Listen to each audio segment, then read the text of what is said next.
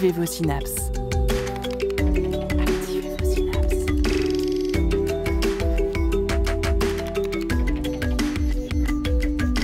Poussez la porte du Labo des Savoirs et entrez dans un monde de science et d'expérience. C'est le Labo des Savoirs.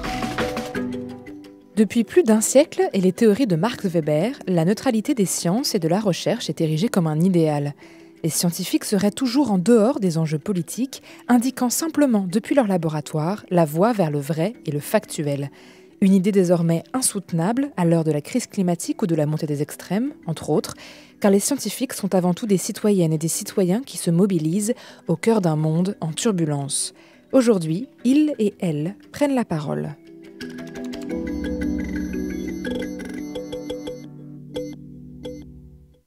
Depuis son élection, le gouvernement Trump multiplie les attaques directes contre les sciences et les institutions qui produisent des connaissances. Coupure de financement et licenciements massifs, effacement de données, censure de centaines de mots comme genre, équité, femme ou historiquement. Mais ces attaques, violentes et dangereuses, ne sont que la face visible la plus récente d'un iceberg de défiance envers le monde scientifique qui grossit depuis plusieurs années. En parallèle, les sujets de recherche se sont nécessairement politisés. Crise climatique, gestion de l'eau, pollution de l'environnement ou de nos corps, disparition de la biodiversité, impact carbone du commerce, du spatial, de nos emplois, les recherches et les données scientifiques sont indispensables pour comprendre l'ampleur des catastrophes et agir en conséquence. Mais les scientifiques ont beau alerter le monde politique, écrire des rapports très complets et leur version synthétique pour être lus par le plus grand monde, ils ne sont pas écoutés. Aujourd'hui, nous leur laissons la parole pour leur permettre de sortir de cette neutralité qui les étouffe. Comment s'engage-t-il ? Peut-on être militant et scientifique ? Quel collectif rejoindre et pour y faire quoi ? Quelles émotions les traversent face à ces crises et à l'inaction ? Pour cette émission spéciale, je tenais à remercier chaleureusement tous les scientifiques, chercheurs, chercheuses, militants et militantes qui ont accepté de répondre à nos questions. Vous n'entendrez en majorité ni nom de famille, ni nom d'institution ou de laboratoire dans cette émission, afin de leur permettre de témoigner en toute sécurité, mais toutes et tous sont en activité. Ces témoignages ont été recueillis par les bénévoles du Labo des Savoirs, dont nombre d'entre elles sont scientifiques également. Vous n'entendrez pas leur voix, mais imaginez-les derrière les micros, posant les questions pour cet épisode spécial. Merci donc à Cécile, Jérémy, Shaima, Valentin pour leur participation. Écoutez la recherche et ses chercheurs au Labo des Savoirs. Alors pour commencer cette émission, petit retour dans le temps, quelques mois en arrière, à la manifestation pour Stand Up for Science du 7 mars 2025 dernier. Ce jour-là, des centaines de personnes se sont regroupées dans différentes villes de France en soutien aux chercheurs et chercheuses américains qui faisaient face aux premières mesures anti-science de la nouvelle administration Trump. À Nantes, plusieurs chercheurs, chercheuses, actrices de la médiation scientifique, institutions et associations militantes se sont regroupés sur l'esplanade de l'île de Nantes. Le Labo des Savoirs s'est rendu sur place pour recueillir quelques témoignages au cœur de la foule. Pourquoi vous êtes ici aujourd'hui à Stand Up for Science ? Pour beaucoup de raisons, je pense, comme beaucoup je crois presque, si j'ai bien entendu, pas les presque 500 personnes qui étaient là aujourd'hui. La première, en tout cas pour moi, c'est de rappeler qu'on ne peut pas déconnecter la science et les connaissances de la décision politique. Il y a un véritable danger très urgent, selon moi, à réagir sur le fait que des données sont en train d'être supprimées. La science, elle avance toujours à son rythme. Par contre, quand on supprime des données, comme c'est en train peut-être, en tout cas on craint que ce soit le cas sur les données essentiellement de relevé de l'évolution climatique, la destruction aux États-Unis, or ils ont quand même les principales bases de données des observations mondiales, la destruction de ces données, c'est une perte totale et définitive. Et une remise à zéro des compteurs et on en prend pour 50 ans. On s'attaque vraiment à la matière première qui fait ensuite la connaissance ? Absolument. Pour moi, c'est tout aussi dramatique que quand des mouvements extrémistes vont détruire des temples, qui ne seront des temples millénaires, qui sont perdus à jamais. Là, on est sur le même sujet. Je pense que le sentiment premier, pour ce qui me concerne, c'est une grande inquiétude. Pas une peur, mais une grande inquiétude eu égard à la reconnaissance des faits scientifiques dans notre société. Une réalité qu'aujourd'hui, les faits scientifiques sont balayés d'un revers de main par des personnes et par des médias et c'est évidemment de la manipulation et de la concrétisation.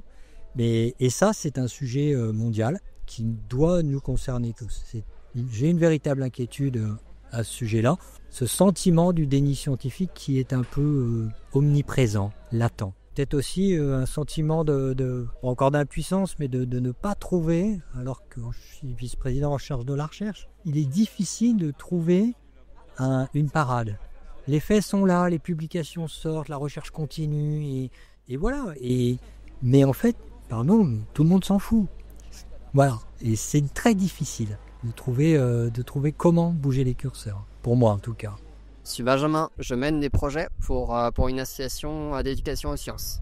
Est-ce que tu as peur de la situation actuelle et de ce que ça peut devenir? Est-ce que tu es inquiet dans ton métier pour la science?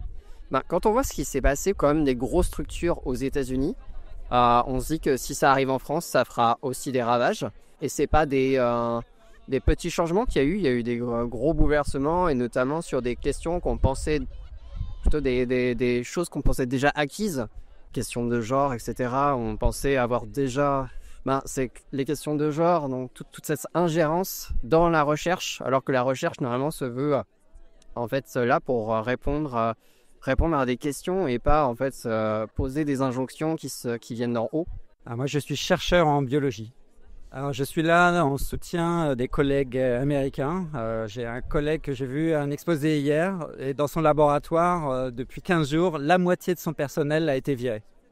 J'ai pas vraiment peur, mais je sens de façon générale une espèce de défiance vis-à-vis de la science qu'on considère comme une valeur un peu universelle. Et dans Scientifiques en rébellion, justement, on essaye de sortir de cette posture qui était considérée comme étant un prérequis pour un scientifique d'être neutre. Et on considère qu'en fait c'est juste pas possible, on n'est jamais complètement neutre, et la situation, vu l'urgence de la situation, notamment écologique, sociale, de fait qu'on est obligé de prendre parti et de s'exprimer. Il faut se regrouper, il faut agir collectivement pour faire défendre ses valeurs. Je suis postdoctorante en biologie dans un centre de cancérologie, et je suis aussi membre de Scientifiques en rébellion. Je suis là aujourd'hui parce que c'est important de garder une science libre. Ce qui se passe aux États-Unis me fait très peur, et fait quand même aussi écho à ce qui se passe en France, avec les coupes budgétaires dans le budget de la recherche qui sont de plus en plus importantes. Le système des Kilab aussi, qui avait fait polémique il y a quelques mois. Et est-ce que tu peux me dire le sentiment qui domine, ou alors ta confiance dans l'avenir? Alors là, je suis partagée entre la peur et la révolte. Disons que j'essaye de me révolter pour contrer la peur, et notamment en rejoignant des collectifs de scientifiques et en essayant de faire bouger les lignes et les politiques.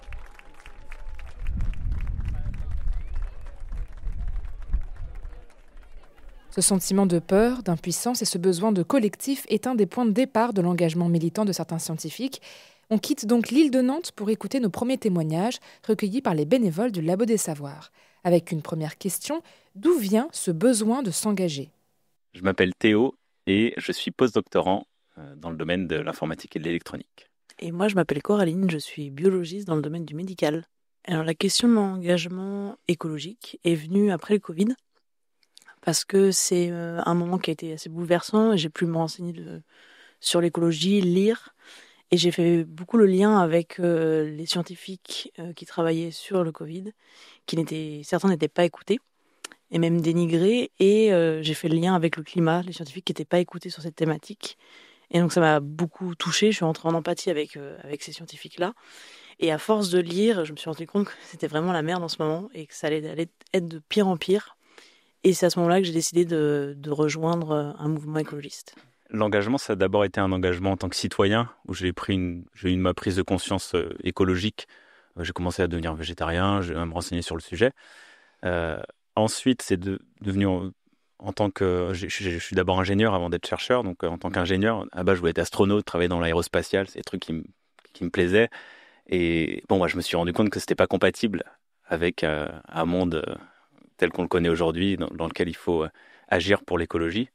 Donc, ça a été d'abord citoyen, et ensuite je me suis dit que c'est dans mon métier aussi, il fallait que je fasse des choix, et de fil en aiguille, j'ai commencé à m'engager, d'abord en tant que citoyen, donc dans des mouvements comme la Fresque du Climat, et après en tant que scientifique, au sein de Scientifiques en rébellion, parce que je sentais qu'il y avait quelque chose où il fallait que j'aille plus loin dans mon engagement, à la fois dans les labos, et à la fois en dehors et d'aller dire au plus grand nombre ce qui se passe. Donc moi, c'est Mathieu. Je travaille principalement en planétologie. Je travaille sur l'intérieur profond de la Terre et d'autres planètes. Ça, c'est ma thématique principale.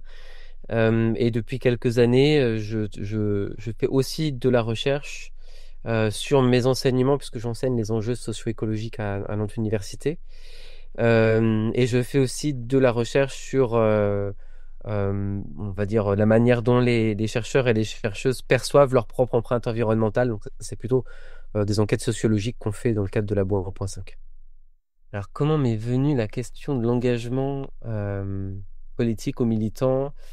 C'est une très bonne question. Je pense que c'est venu progressivement. En fait, je dirais au début de mes post-docs, j'avais toujours été assez sensibilisé aux questions environnementales, mais je suis rentré un peu plus vraiment dans les rapports du GIEC sur le climat, les rapports de l'IPBES sur la biodiversité. Il y a aussi, c'est tout bête, mais des lectures comme Tout peut s'effondrer de Pablo Servigne, des choses qui ne sont pas forcément de la littérature scientifique, mais qui ont aidé à mettre ensemble différentes choses. Et je pense que c'est un peu là que j'ai réalisé la gravité de la situation. Donc je me suis dit, mais en fait, il faut quand même que je fasse quelque chose à mon niveau, si possible, dans le cadre de mon travail. Et donc, à ce moment-là, j'ai eu de la chance parce que j'ai été tiré au sort pour faire partie de la grande enquête que Labo 1.5 avait réalisée en 2019-2020. Il y avait 6000 personnes qui avaient répondu. Et c'est là que j'ai appris que Labo 1.5 existait. Je me suis dit, mais voilà, c'est un cadre parfait pour m'engager sur ces questions, quoi. Labo 1.5, c'est un collectif qui a été créé en 2019 à l'initiative de Tamara Benari et Olivier Pernet et qui rassemble plusieurs centaines de membres du monde académique. Donc il y a bien sûr des chercheurs et des chercheuses, mais aussi des personnels support à la recherche. L'objectif de Labo 1.5, c'est de mieux connaître déjà l'empreinte environnementale des activités de recherche, aussi bien l'empreinte, je dirais, directe, c'est-à-dire qui est liée au fait de faire nos activités au quotidiennes, nous déplacer pour aller au labo, l'énergie qu'on utilise, etc. Mais aussi l'empreinte indirecte, c'est-à-dire qu'est-ce que nos connaissances produisent sur la société. Donc, mieux connaître ça pour pouvoir mieux réduire l'impact négatif des activités de recherche au sens large. Pour Nicolas, l'engagement est venu dès le début de son parcours de scientifique en choisissant un sujet de recherche déjà ancré dans l'environnement. Je suis professeur en comptabilité à l'origine, mais aussi maintenant en comptabilité et contrôle de gestion pour le développement durable, l'économie circulaire. Et j'enseigne aussi des cours sur les modèles d'affaires et la responsabilité sociétale des entreprises. Alors comment je me suis intéressé à ces sujets ? Eh bien, ça a commencé quand j'étais pas du tout intéressé à l'idée de faire une thèse en comptabilité classique. C'est un peu par accident que je me suis retrouvé dans un master en finance, comptabilité, très classique, très orthodoxe. Et je me suis dit, mais c'est pas possible, il faut que je trouve effectivement quelque chose qui relie ce thème de la comptabilité à des intérêts. On était dans les années 90 et je m'intéressais déjà à l'écologie. J'étais déjà jeune militant écolo et je suis tombé par hasard sur les travaux d'un scientifique britannique comptable, Rob Gray. Et je me dis, ah tiens, il y a quelqu'un qui s'intéresse à la comptabilité environnementale, mais c'est extrêmement intéressant. Et j'ai trouvé effectivement cette opportunité d'un pionnier dans le domaine pour dire, ben oui, il faut compter. Il faut raconter des histoires, mais il faut compter autre chose que des factures qu'on enregistre. Il faut compter aussi des consommations d'eau, il faut compter des quantités de ressources qu'on prélève, il faut compter des quantités de choses que l'on rejette dans l'environnement. Et donc je me suis engouffré dans ces questions, effectivement, de compter autre chose, de rendre des comptes à un public plus important. Et c'est ça qui m'a poussé à faire une thèse dans le domaine de la comptabilité environnementale à l'époque. Et donc un sujet effectivement qui était très nouveau. Je pense que j'ai été le deuxième en France à faire une thèse sur ce sujet-là. Pour Thomas, l'engagement remonte à son tout premier métier. Un premier temps de ma vie où j'étais photographe animalier. Mon ambition, c'était de faire de la sensibilisation environnementale au travers de la photo, montrer comme le monde est beau, les petites bêtes sont belles, les paysages sont à préserver. Et j'ai eu une expérience où j'ai pu photographier, embarquer en Arctique et en Antarctique. Et dans ces milieux-là, je me suis vraiment rendu compte que la présence humaine était intéressante sous condition, notamment d'avoir une très bonne sensibilisation environnementale derrière. Et que cette sensibilisation environnementale est passée par des très bonnes qualités de médiation des naturalistes qui encadraient les groupes.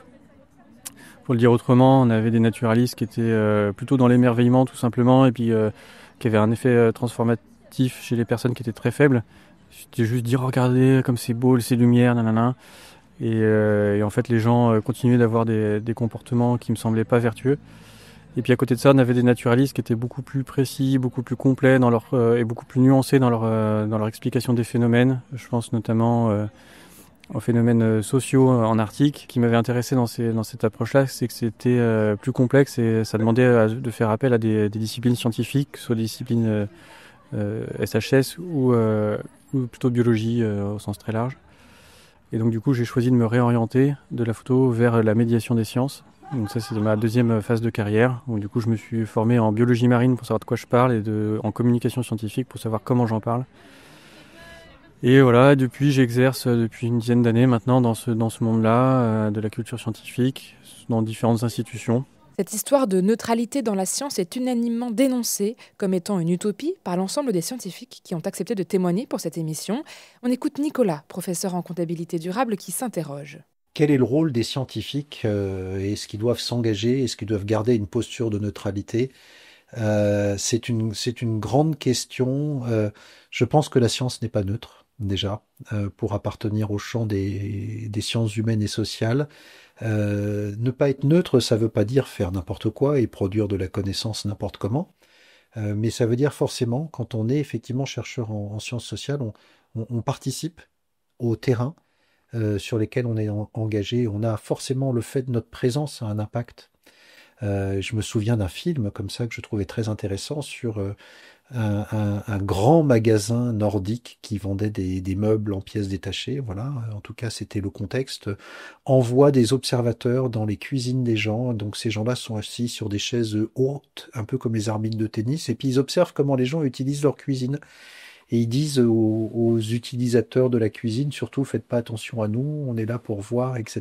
Mais on voit très rapidement que les gens qui sont dans la cuisine, ils savent qu'ils sont observés, donc ils regardent, ils demandent à l'observateur, ah, est-ce que je fais bien là? Puis à un moment donné, ils sympathisent, et donc l'observateur, il descend de sa chaise, il vient boire un coup avec les utilisateurs de la cuisine, et puis l'expérience d'observation, en fait, elle crée des choses nouvelles. Et on voit très bien que ces observateurs, ils peuvent être voilà, ils sont pas en train d'observer des rats de laboratoire derrière une vitrine, ils participent à la vie, et quand les gens se savent observer, eh bien on a une relation d'engagement différente avec les gens avec lesquels on fait de la recherche. Donc bien entendu, on est nécessairement engagé quand on fait de la recherche, et on peut pas se retrancher derrière cette idée de neutralité. Ensuite, ça veut pas dire qu'on doit faire n'importe quoi, on doit apporter la preuve de ce que l'on raconte, on doit apporter la preuve de ce que l'on observe, et quand on est effectivement en train de participer à une expérimentation d'un nouvel outil dans une entreprise pour aider à éclairer l'entreprise sur les conséquences sociales ou les conséquences environnementales de ces décisions, et donc on doit s'appuyer sur la science dure, on doit travailler éventuellement avec des collègues en sciences dures, surtout sur les questions d'environnement. Je crois que cette alliance et ce travail en équipe, il est nécessaire. Mais en même temps, on est engagé au contact du chef d'entreprise qui nous a sollicité pour participer à un terrain. On doit tester l'outil avec des gens qui veulent bien ou qui veulent pas l'utiliser, qui ont le temps ou qui n'ont pas le temps de nous écouter, parce que c'est bien gentil tout ça, mais il y a une entreprise à faire tourner. Et puis en même temps, il y en a qui sont très heureux de nous voir parce que eux aussi, ils ont des convictions personnelles et ils aimeraient bien que leur entreprise participe à la transition écologique. Et donc, nous voir sur le terrain, ça participe aussi à renforcer leur propre engagement. Donc, on est nécessairement engagé, pas au sens subjectif ou militant ou avec un message à faire passer à tout prix, mais plus effectivement au sens où on va tisser des relations avec les gens avec lesquels on va travailler sur le terrain. On va interagir avec eux. C'est pas des rats de laboratoire. Les sciences humaines, c'est pas des expérimentations qu'on peut faire dans le vide. Et puis, bien entendu, on est engagé quand même au sens où moi, en tant que personne, j'ai conscience qu'on va vers une crise écologique, je pense importante, vers une crise sociale importante. Et c'est vrai que cette connaissance m'anime, cette urgence m'anime, mais pas au sens où je vais aller jeter, par exemple, de la soupe sur des tableaux. Ce sont des actes militants qui sont certainement nécessaires, mais je vais quand même participer effectivement à, à la prise de conscience et à travailler avec les entreprises qui veulent bien avancer sur ces sujets-là. Un scientifique est donc nécessairement engagé dans la société, alors pourquoi ne pas aller plus loin ? Pour Coraline et Théo, de Scientifiques en Rébellion, la sortie de la neutralité et le point de départ de l'action et de l'engagement remontent à un sentiment d'injustice, voire de colère. Est-ce qu'on parle ici d'éco-anxiété ? Alors moi, je me dirais pas éco-anxieuse. Je pense que l'anxiété, ça m'a pas vraiment traversée. Par contre, je me sens plutôt éco-énervée. J'ai beaucoup d'énervement contre les personnes qui savent, qui ont du pouvoir, mais qui n'agissent pas, ou qui agissent contre, sciemment. Mais je comprends beaucoup l'éco-anxiété. Moi non plus, je me sens pas comme éco-anxieux. Alors, je pense qu'on a tous une petite part d'éco-anxiété, mais moi, c'est plutôt les inégalités qui m'animent. Enfin, c'est quelque chose où je le sens dans mon ventre, où ça me révolte. Et la crise écologique, c'est une inégalité monstre. Donc, c'est ça qui m'a poussé à agir. Et sur cette sensation-là, c'est l'engagement. C'est quelque chose qui m'a permis de passer outre cette sensation dans le ventre de révolte intérieure. Agir pour transformer ses émotions en action, d'accord, mais comment ? Une des pistes est notamment de réorienter son domaine de recherche, comme Mathieu, planétologue, qui a utilisé son éco-anxiété pour mieux changer. Il nous raconte. Alors, est-ce que l'éco-anxiété, ça me parle ? Oui, tout à fait. Je pense que j'ai été très éco-anxieux, justement à cette période que j'évoquais au début de mes post-doctorats, avec cette prise de conscience assez aiguë, on va dire, de la situation, et avec très peu du coup, une espèce de crise de sens qui a accompagné ça, en me disant, mais voilà, dans mon métier, je prends pas du tout ça en compte. Voilà, c'est génial de faire de la planétologie, j'adore ça, mais quel sens ça a de passer 100% de mon temps à faire ça aujourd'hui, alors que ma propre planète est en train de devenir en partie inhabitable. Donc voilà, il y avait, je pense, un sentiment d'éco-anxiété qui provenait de l'inquiétude très forte que je pouvais ressentir, mais aussi de mon incapacité à agir à l'époque. Je pense que ça venait beaucoup de là. Et notamment depuis que je suis investi dans Labo 1.5, je suis beaucoup, beaucoup moins éco-anxieux.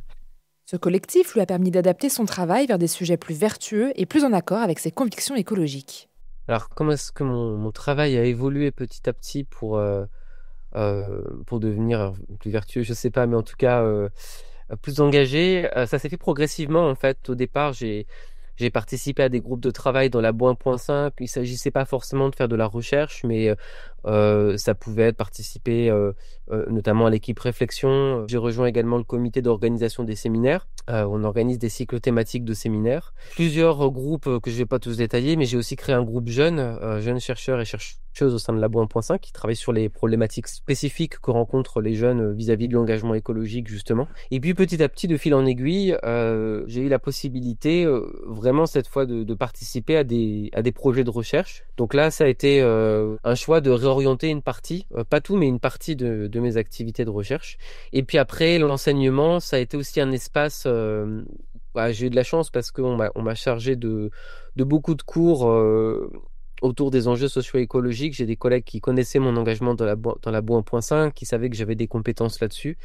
Et j'ai été chargé de différents cours. Et donc, ça a été un espace d'expérimentation aussi. Donc, je fais de la recherche dessus.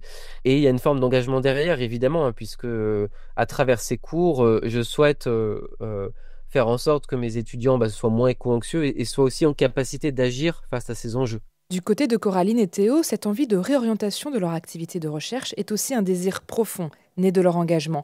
Mais ce n'est pas toujours aussi facile. Alors, au sujet des sujets de recherche, moi, j'ai pas pu les modifier parce qu'il faut être en poste ou alors chercher ses propres financements pour pouvoir axer sa recherche de manière différente. Par contre, j'ai rejoint un groupe au sein du laboratoire qui permet d'améliorer les pratiques du laboratoire.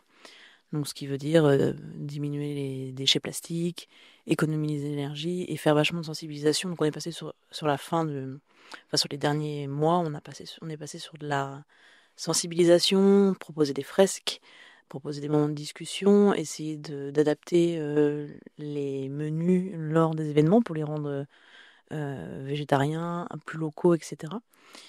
Mais c'est vrai que c'est assez difficile de faire plus selon le poste qu'on a au sein d'un laboratoire. Je pense que la question de la pratique et de l'engagement dans la recherche, c'est ce qui m'a amené à faire de la recherche publique déjà. Le refus de travailler dans une entreprise qui potentiellement participe à la destruction de la planète. Ensuite, au sein de mes recherches, moi aussi, je ne peux pas choisir mes sujets de recherche pour le moment, parce que je suis encore postdoctorant, précaire. Par contre, dans ma façon de faire de la recherche, par exemple, j'ai refusé de prendre l'avion pour participer à des conférences, par exemple. Donc, j'ai publié que dans des conférences qui étaient accessibles en train. J'ai fait des mobilités, notamment en Norvège, où j'y étais en train. Et dans ma demande de financement de mobilité, j'avais bien précisé que justement, je demandais un peu plus parce que le train coûtait plus cher que l'avion, mais c'était dans le cadre d'un engagement militant. Et c'est plutôt là-dessus où aujourd'hui j'ai des leviers. Et c'est ce que je fais du coup au sein de mon labo dans mes recherches. Le fait de rentrer dans le groupe Scientifiques en Rébellion m'a aussi conduite à me poser des questions sur ma recherche. Est-ce qu'elle a du sens sur du long terme? Est-ce que ça va être bénéfique socialement parlant? Est-ce qu'elle a un fort impact sur l'écologie? Et ça a remis aussi un peu en question ma place de chercheuse dans ce système-là. Et c'est assez difficile aussi de se rendre compte que notre travail a un impact, même s'il est positif au final.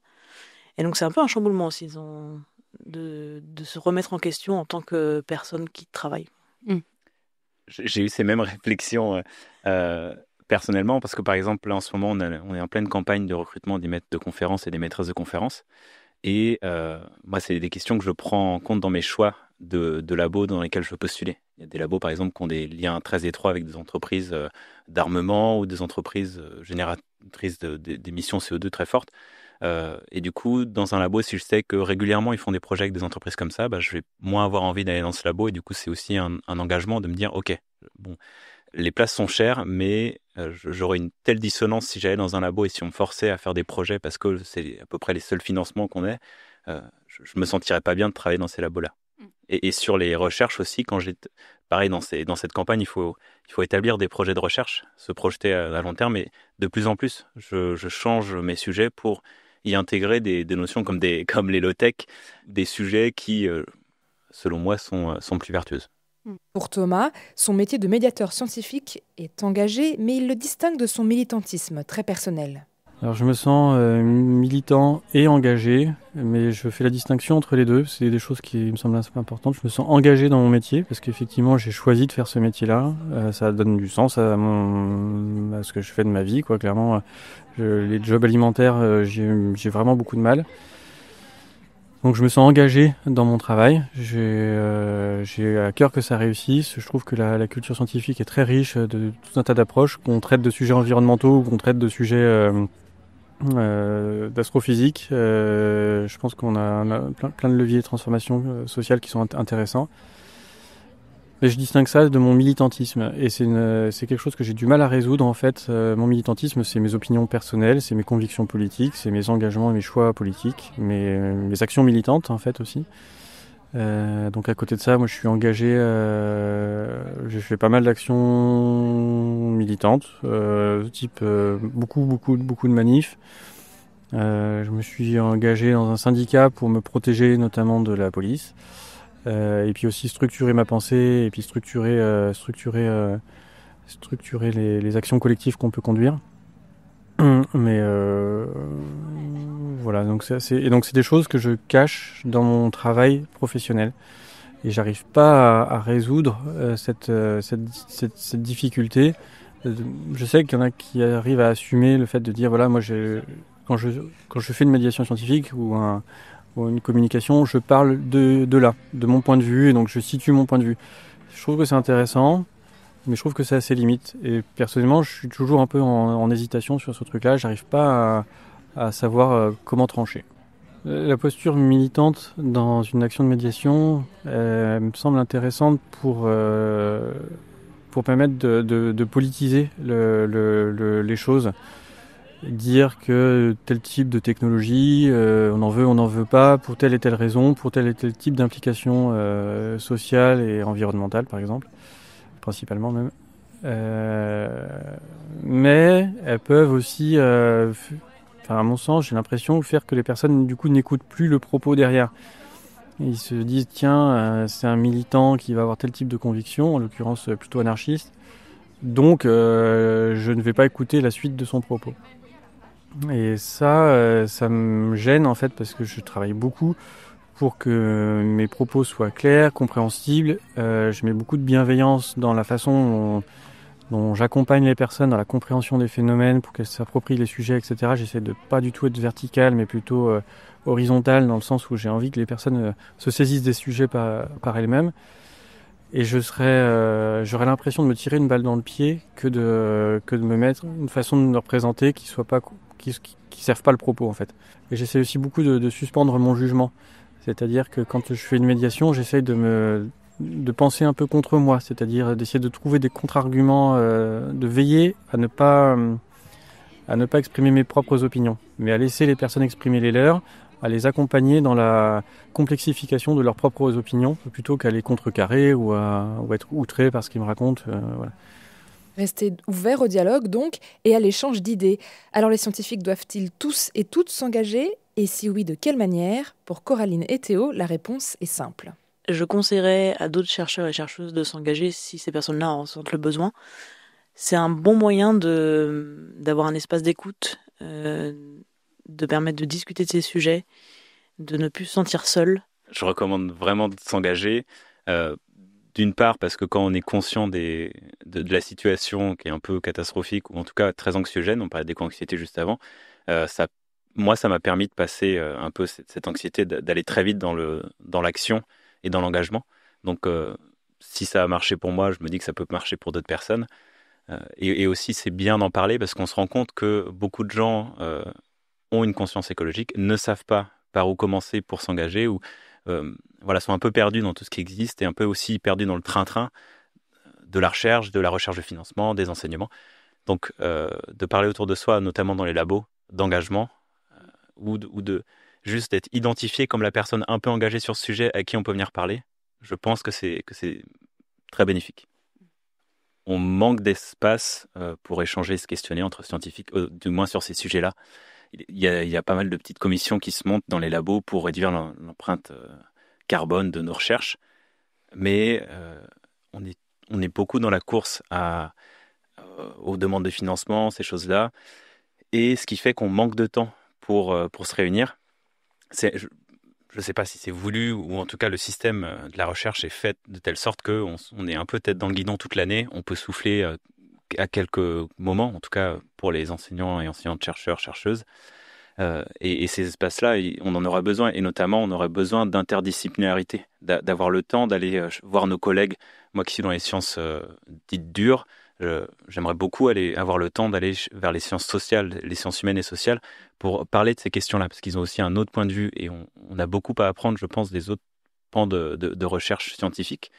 Donc on manque vraiment d'espace et de temps dédié aussi à ces échanges.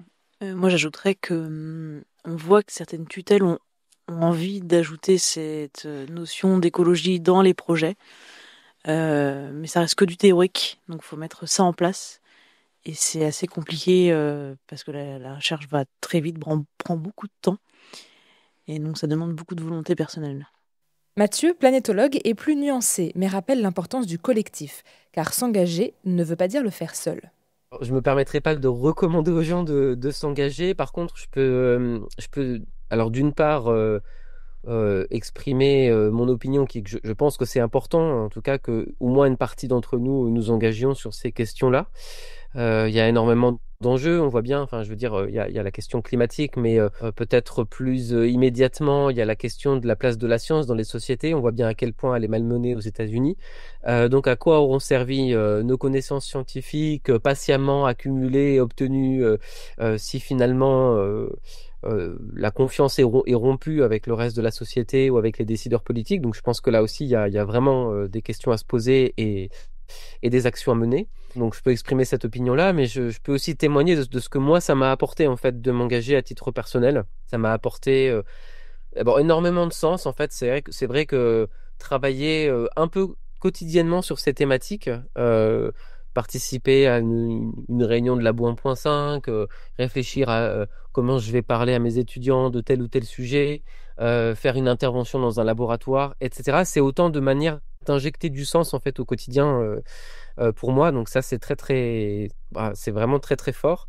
Et puis le fait de m'être engagé collectivement, c'est-à-dire à travers Labo 1.5. Alors il y a plein d'autres façons. Labo 1.5 c'en est une, mais il y a plein d'autres collectifs qui existent. Il y a des personnes qui s'engagent par exemple dans Scientifiques en Rébellion ou d'autres dans les Atécopoles. Enfin il y a plein d'autres façons de s'engager. Hein. Je prêche pas uniquement pour ma paroisse, mais en tout cas le fait de m'engager dans un collectif, ça je pense que c'est extrêmement porteur. En fait, c'est vraiment la force du collectif. J'ai rencontré énormément de collègues qui sont vraiment extraordinaires et j'ai énormément de plaisir à travailler avec IDL. C'est m'ouvrir à d'autres disciplines scientifiques, à d'autres façons de fonctionner. Donc c'est un recul aussi que j'ai pu après rapporter sur ma propre discipline, sur ma propre façon de faire. J'ai la banane depuis que je m'investis dans Labo 1.5 quoi. Labo 1.5, Scientifiques en Rébellion ou des manifs. En tout cas, le lieu d'échange favori de Thomas, ça reste dans la rue. Moi, je pense qu'un bon mouvement social, ça permet de mettre tout le monde à plat et d'engager beaucoup de dialogue. Moi, j'adore les manifs parce qu'on papote. Et c'est des espaces de rencontre qui sont trop cool, qui me permettent de rencontrer d'autres gens, d'autres secteurs d'activité. Et les assemblées générales, c'est hyper riche. Et je pense que la médiation a beaucoup de sens dans ces moments-là, en fait, d'ébullition, d'effervescence, de partage de savoir, de partage de connaissances formelles et informelles. Les actions militantes sont très nourrissantes pour la sphère de production de connaissances, de la recherche. Ouais. Par contre, mon état d'esprit, il est quand même assez sombre, hein, clairement. Je subis pas mal les attaques que l'on a en fait outre-Atlantique, et pas que outre-Atlantique, hein, puisqu'on a à peu près les mêmes phénomènes en France, en Europe, de dénigrement du savoir scientifique ou au contraire du positionnement du savoir scientifique à une sorte de place hégémonique qui finalement renforce la défiance et qui du coup se sert d'alibi pour justifier n'importe quel choix technique sans les politiser. Du coup, moi je suis quand même très critique. Je me renforce, je pioche de l'énergie dans deux secteurs. Ce matin, j'ai reçu un mail d'une personne avec qui j'ai fait une médiation qui m'a dit on continue de faire des ateliers dans ma boîte, dans ma structure, on lâche rien, c'est cool. Et donc là, ça me redonne la pêche, je me dis qu'effectivement, mon métier a servi à quelque chose. Le deuxième endroit où je me ressource, c'est les actions militantes, les camps climat, les camps eau, où en fait, finalement je me retrouve avec plein de monde et là, les idées bouillonnent, ça fuse dans tous les sens. Il y a des trucs foireux, mais il y a des trucs géniaux. Et là, je refais le plein et je repars gonflé à bloc. Et puis une bonne manif, ça requinque. La lacrymo, ça entretient la peau. Moi, je conseille, pour le coup, quand on milite, de s'encadrer d'un groupe, d'un syndicat, d'une asso, en tout cas qui a une pratique militante expérimentée qui permet en fait de se former en fait à tous les types de situations qu'on pourrait rencontrer, que ce soit les situations de danger physique avec les armes de la police auxquelles on est exposé, mais aussi les situations juridiques. Si par exemple on fait une prise de parole dans le cadre de nos fonctions qui déplaît et comment est-ce qu'on peut se prémunir d'un licenciement, ou dans un cadre militant si on est arrêté, mis en garde à vue, etc., etc. Il y a plein de petites formations qui existent dans les cadres militants sur ces sujets-là et que j'invite toute personne qui souhaite s'engager à suivre parce que c'est vraiment précieux. Coraline a elle aussi décidé de descendre pour manifester avec son collectif Scientifiques en Rébellion. On l'écoute. Alors moi j'ai décidé de rentrer en action physique et il m'est arrivé de faire des manifestations, des blocages. Il y a une campagne en Allemagne qui a eu lieu il y a 2 ans à peu près, qui consistait à demander à l'État allemand de décarboner ses transports. Et donc ça a été ma première action avec les Scientifiques en Rébellion et Scientists Rebellion qui est international, donc on venait de différents pays, d'Allemagne, on a été en Allemagne, et d'Italie, de France, du Portugal, et on a mené une semaine d'action, de blocage, de coller la main sur des routes, de perturber le congrès mondial sur la santé.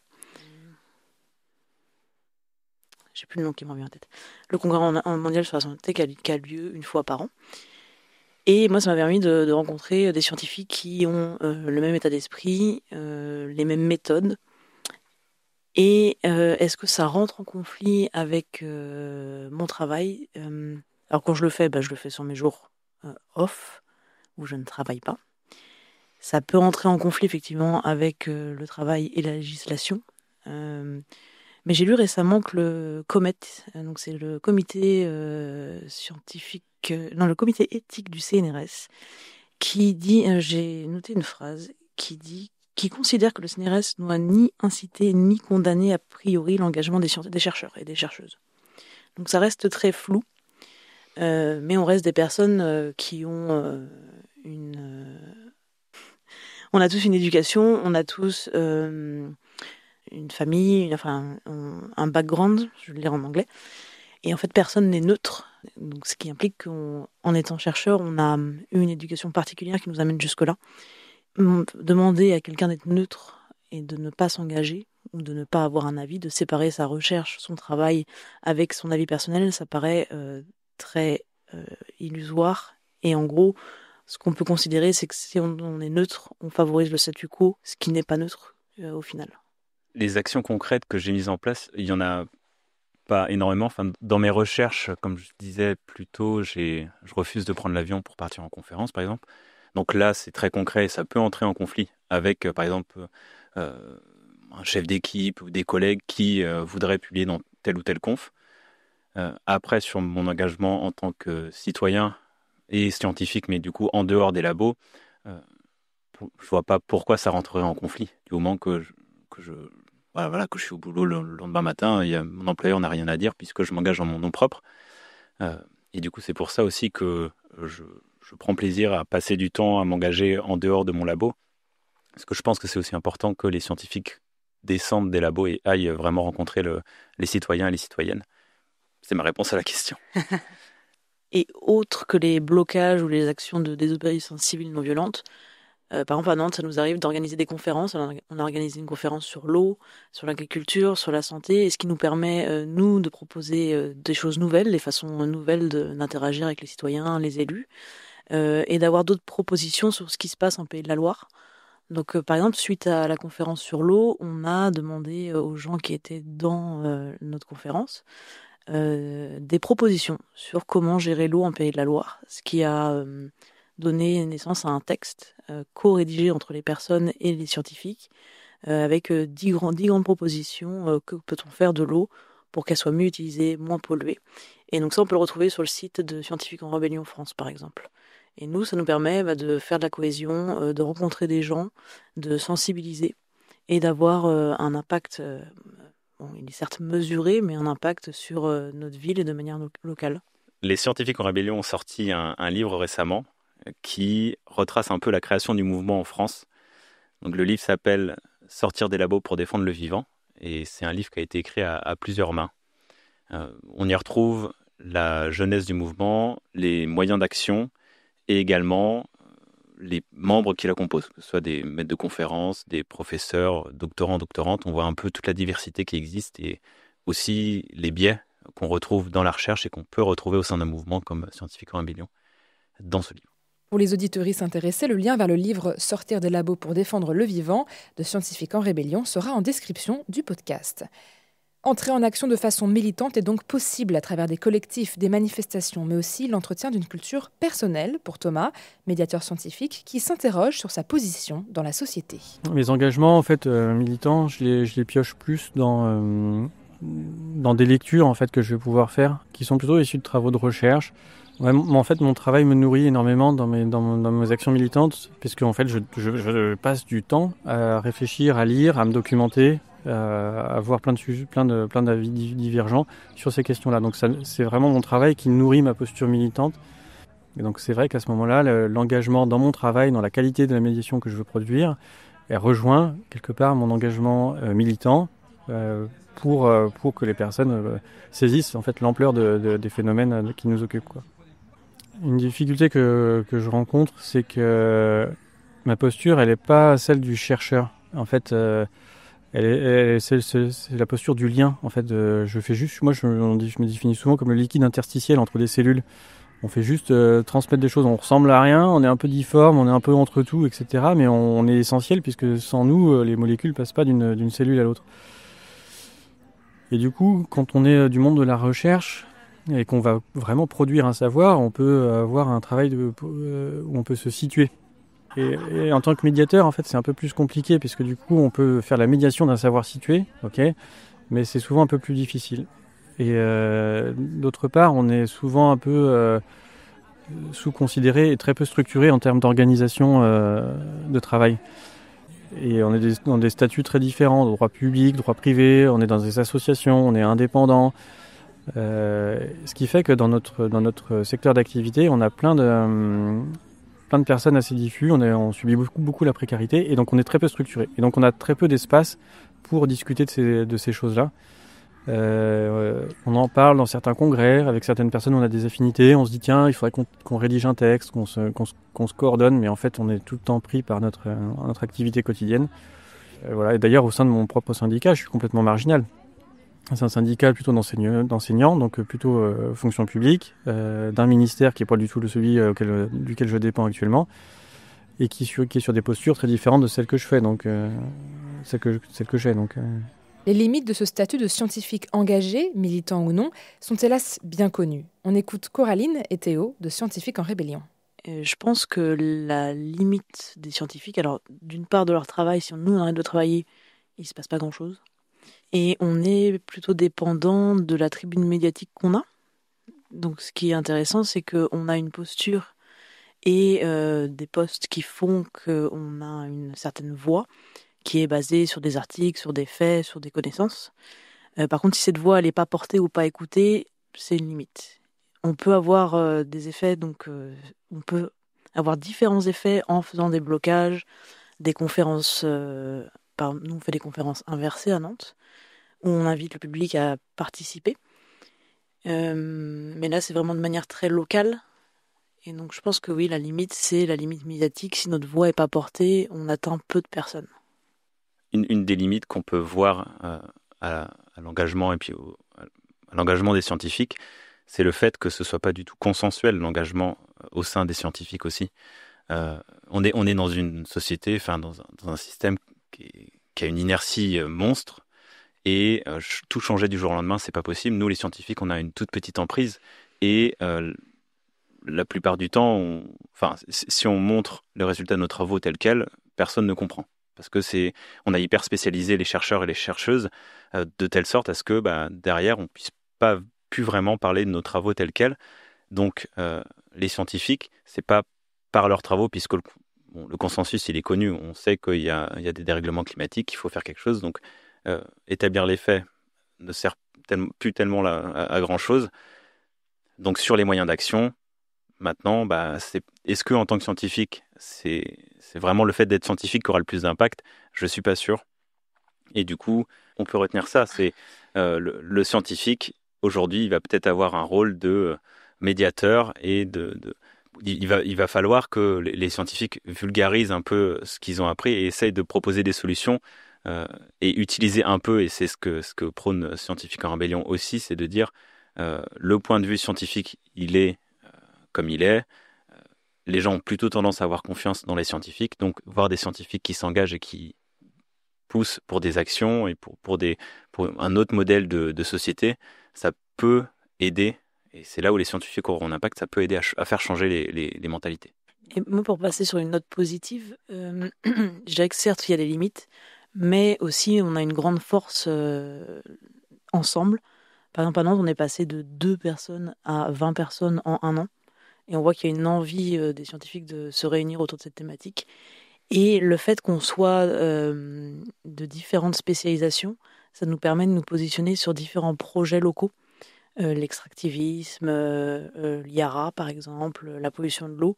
Et ensemble, on va avancer beaucoup plus fortement et rapidement parce que, en fait, on est très motivés, on fait partie de plusieurs spécialisations et on n'est pas que seul sur Nantes. À Nantes, on est une vingtaine, mais en France, on est plus de 500. Et si on n'est pas capable, nous, de répondre à des thématiques particulières sur Nantes, il y a d'autres personnes qui le seront en France, qui ont d'autres spécialisations, qui ont d'autres appétences pour tel ou tel projet.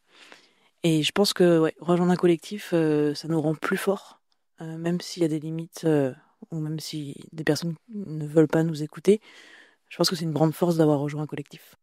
Autre limite dans l'action, la tension, y compris auprès des personnes déjà engagées. On écoute Nicolas, professeur en comptabilité durable.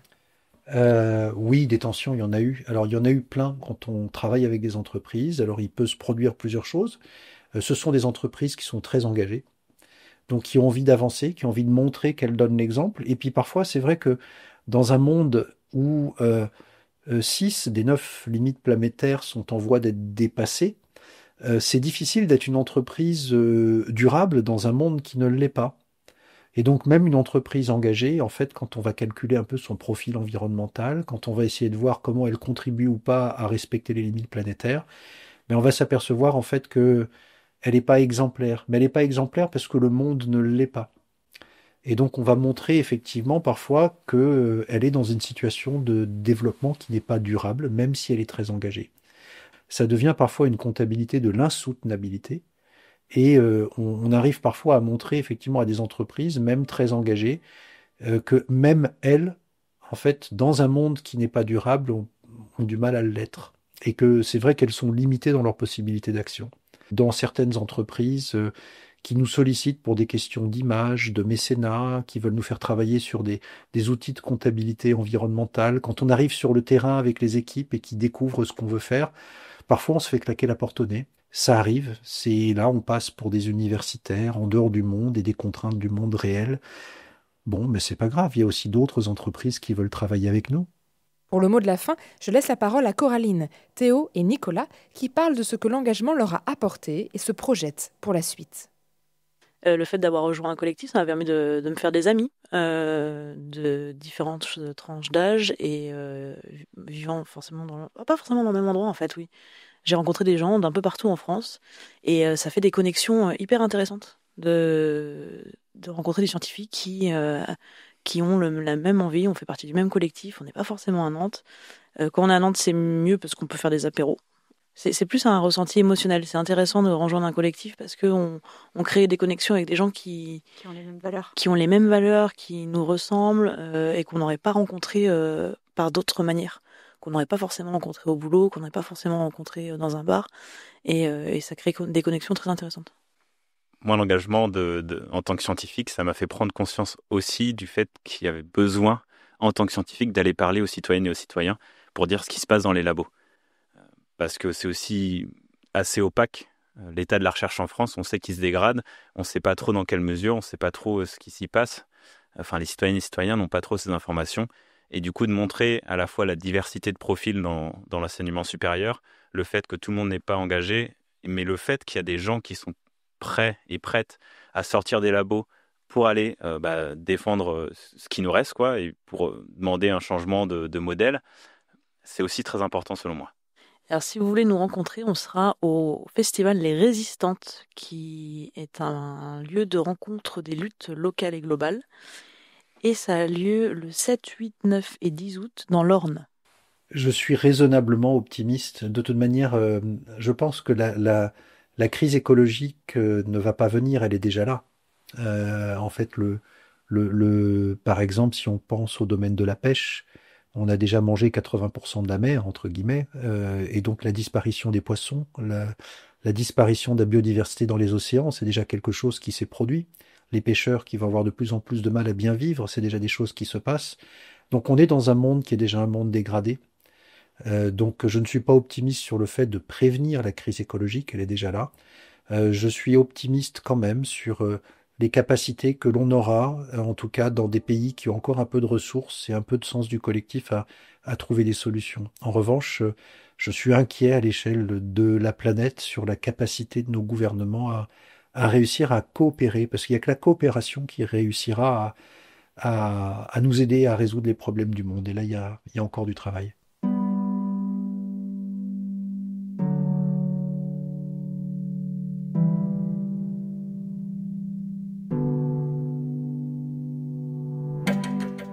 C'est déjà la fin de cette émission spéciale. Merci encore à tous les scientifiques, chercheurs, chercheuses, militantes et militants qui ont accepté de répondre à nos questions en toute transparence et honnêteté.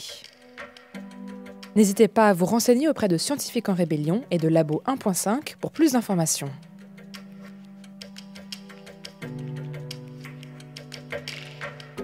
Une émission préparée par Cécile, Shaima, Valentin et Jérémy, réalisée par Sophie Potvin, que vous pouvez écouter sur vos applications de podcast.